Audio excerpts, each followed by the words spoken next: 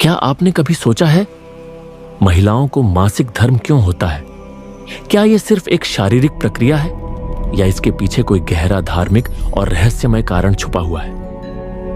आज हम आपको बताएंगे कि कैसे देवराज इंद्र की ब्रह्म हत्या का संबंध महिलाओं के पीरियड्स से जुड़ा है और क्यों यह महिलाओं की महानता का प्रतीक है, अपराध नहीं।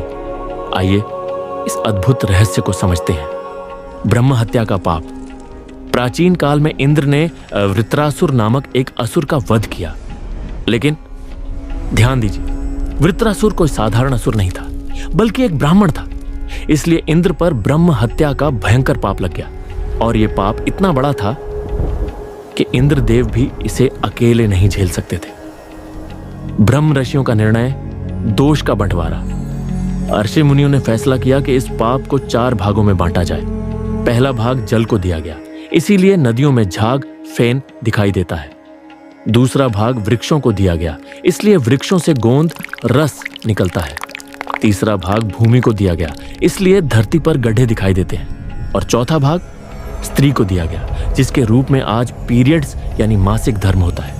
अब सोचिए, अगर महिलाएं ये दोष अपने ऊपर न लेती तो आज इंद्रदेव भी शुद्ध न हो पाते।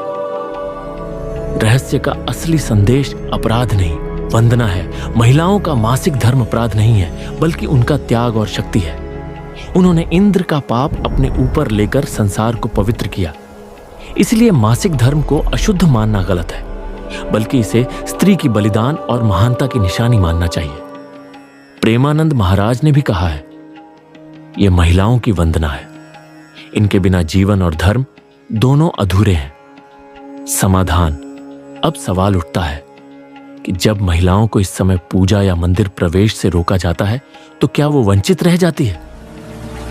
संतों ने इसका समाधान बताया है। महिलाएं स्नान आदि करके पवित्र होकर दूर से ही दर्शन कर सकती हैं। अगर वे भेंट नहीं कर सकती या मंदिर की वस्तुओं को छू नहीं सकती तो भी सिर्फ दर्शन मात्र से उनका जीवन सफल हो सकता है। सोचिए, कोई महिला कितनी मेहनत करके, कितनी मुश्किलें सहकर, जैसे तैसे पैसे और समय निकालकर किसी धाम तक पहुंचती है, तो क्या उसे सिर्फ इस कारण वंचित कर देना उचित है?